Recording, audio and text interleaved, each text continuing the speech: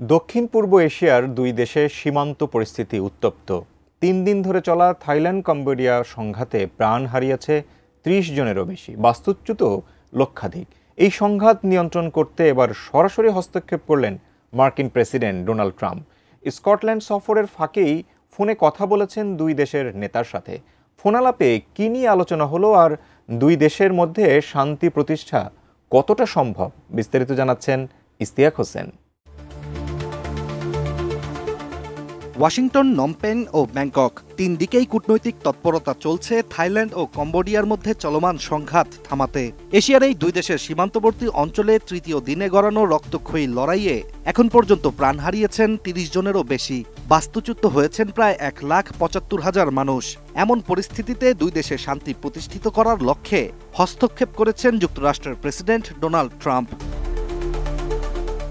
বিশ্বমানের থার্মিক্স রড, সালাম স্টিল থার্মিক্স, দেশের একমাত্র থার্মিক্স রড। ২৬ জুলাই স্কটল্যান্ড সফরের ফাঁকে নিজের সামাজিক যোগাযোগ মাধ্যম ট্রুথ সোশ্যালে একাধিক পোস্টে দুই দেশের নেতাদের সঙ্গে ফোনালাপের কথা জানান ডোনাল্ড ট্রাম্প। তিনি লিখেন, কম্বোডিয়ার প্রধানমন্ত্রী ও থাইল্যান্ডের ভারপ্রাপ্ত প্রধানমন্ত্রীর সাথে কথা হয়েছে তার, উভয় দেশই দ্রুত যুদ্ধবিরতি চায়।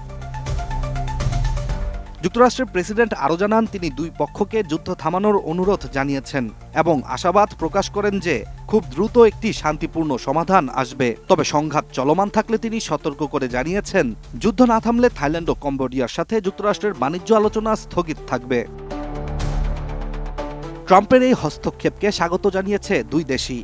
কম্বোডিয়ার প্রধানমন্ত্রী হুন মানেত বলেছেন, তারা আগেই শর্তহীন যুদ্ধবিরতির প্রস্তাব দিয়েছে। ট্রাম্পের এই মধ্যস্থতা অনেক সৈনিক ও সাধারণ নাগরিকের জীবন বাঁচাতে সহায়ক হবে।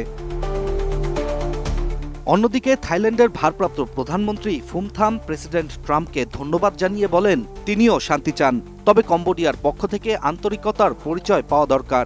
যুদ্ধবিরতির আগে একটি স্পষ্ট ও আন্তরিক আলোচনার প্রক্রিয়া শুরু হতে হবে।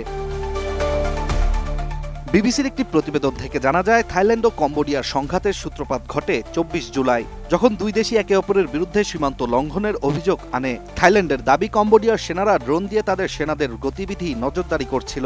অন্যদিকে কম্বোডিয়ার অভিযোগ, থাই সেনারা একটি ঐতিহাসিক হিন্দু মন্দিরের দিকে আগ্রাসন চালিয়েছে, যা পূর্বের একটি চুক্তির লঙ্ঘন। এশিয়ার এই দুই দেশের সীমান্ত বিরোধ শত বছরের পুরনো, আর ফরাসি উপনিবেশ আমলে আঁকা সীমান্ত রেখা নিয়ে দীর্ঘদিন ধরেই দুই দেশের মধ্যে মতবিরোধ চলছিল। এই অবস্থায় শান্তি প্রতিষ্ঠার জন্য জাতিসংঘের নিরাপত্তা পরিষদেও বিষয়টি তোলা হয়েছে। Ishtiaq Hossain, ATN news.